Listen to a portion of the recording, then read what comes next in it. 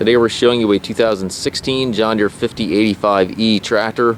It's a four-wheel drive open operator station tractor, has 85 horsepower. The tractor has just under 2,000 hours on it. It's a nice, clean, good running unit. Has the front grill guard here. We did replace the front tires, so it's got brand new front radial tires on it. It does have a loader valve and joystick, so adding a loader can easily be done on this machine. Rear tires are in good shape as well as the Canopy top and the foldable rollover bar. Telescopic 3-point arms, 540 and 540 PTO. Has a dual rear remotes back here.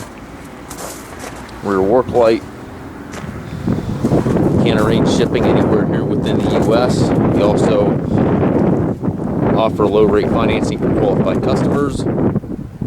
We also take trade-ins. Just text or email us the pictures of your trade, and we'll certainly be happy to quote it for you. The tractor has a full suspension seat, it swivels left and right. Tilt and telescopic steering wheel. Left-hand power reverser allows you to change direction without clutching. 12-speed transmission, 4 gears in the larger lever, 3 ranges on the shorter lever. 3-point hydraulic and PTO controls also to the far right.